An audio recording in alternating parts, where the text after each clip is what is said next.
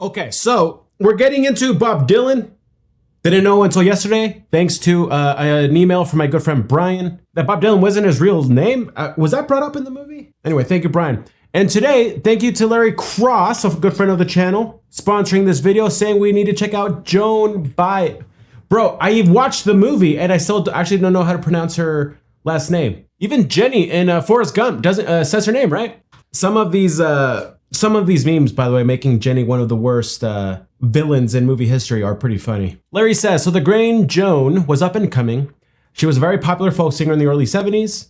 She and Bob Dylan had a thing when she was very young. She wrote this about him later, much later. This is Diamonds and Rust. Besides the movie and hearing, someone play her, this is my first time listening to Joan Baez. Because I know I'm butchering her name, might as well just lean into my being Latino. La Joan Baez. Diamonds on the Rust, live. This is kind of cool, seeing her old.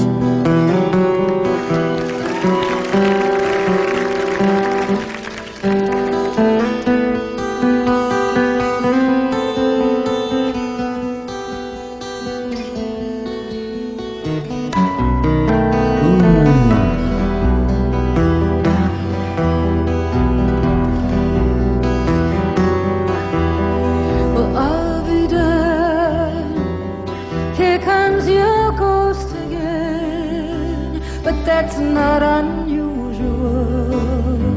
It's just that the moon is full and you happen to call. And here I sit and on the telephone, hearing a voice I know a couple of light years ago, heading straight for a fall. She does have a beautiful voice. Absolutely beautiful.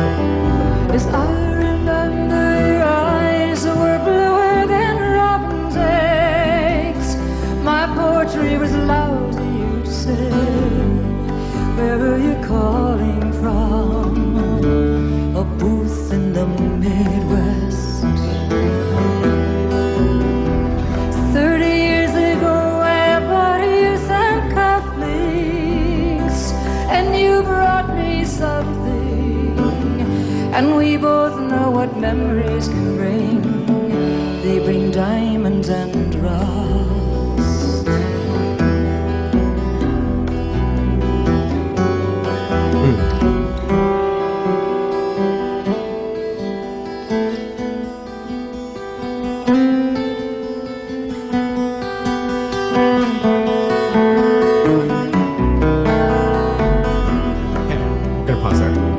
Gosh, I love the harmonic, the use of the harmonics there. Song is beautiful. Song is very beautiful. You can tell this is later. Wow, is she, I don't know how else to say it. Like at this age, she's still hot. Good for her. Dang it, the intro to this is in French. What I find interesting, because one of the things that they discussed in the movie was that she would sing Bob Dylan's songs, right? Or other people's songs or covers. So this is kind of cool that she found her voice through this whole experience, and it's just kind of perfect.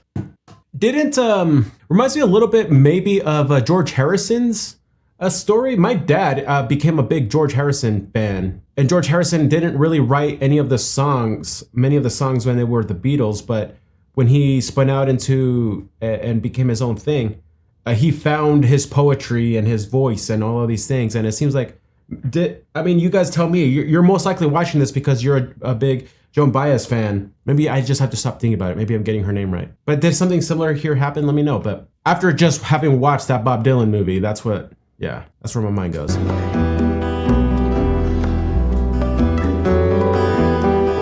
You burst on the scene, already a legend, the unwashed phenomenon, the original vagabond. Wow. You straight into my arms, and there you stayed, temporarily lost at sea. The Madonna was yours for free. Yes, the girl on the half shell you unharmed.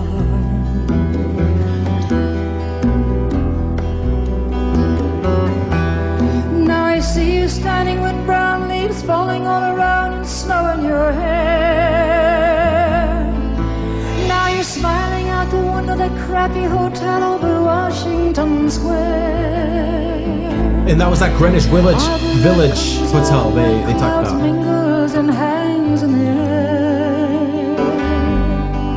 Speaking strictly for me, we both could have died then and there.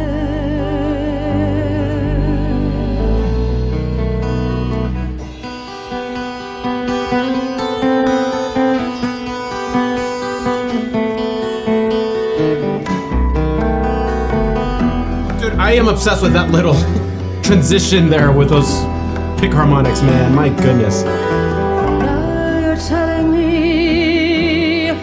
For copyright reasons, I needed to one more pause. I don't want to risk this not being able to be published. I know this is annoying. Keep it quick. Can we give a quick toast to heartbreak? How many songs would not have been written if we didn't feel heartbreak as deeply as we do? You're not nostalgic. Well, give me another word for it. You're so good with words and at keeping things vague.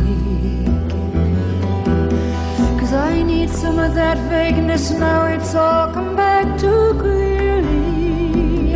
I once loved you dearly, and if you're offering me diamonds and rust, well, I'll take the diamonds.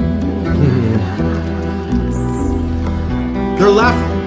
Okay, I took a peek at the comments. It's because she changed the lyrics there. Thank you.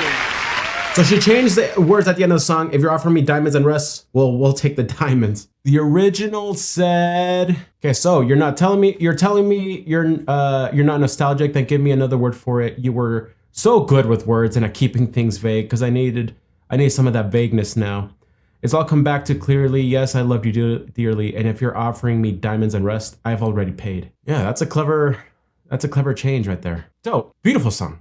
She does have a beautiful voice. That's funny, I'm kind of opening my heart to folk music now because of that movie. Yo, Larry, thank you for that suggestion. Yeah, that was good. That was fantastic. It's amazing just how much story there is in music and musicians. Yeah. Hey, I've always felt like I was a crappy songwriter. Hey, there's still hope for all of us, man. Sometimes people don't find the pen until later, right? That was very cool. What a career. What a legend. Thank you all for joining me. My first time actually listening down and even seeing what she looked like. So this is her older. Should we check out, I mean, there's like this Joan, like With God on Our Side live 1966. Should we check out some more of her old school stuff? Please let me know. Much love, everybody. Till the next.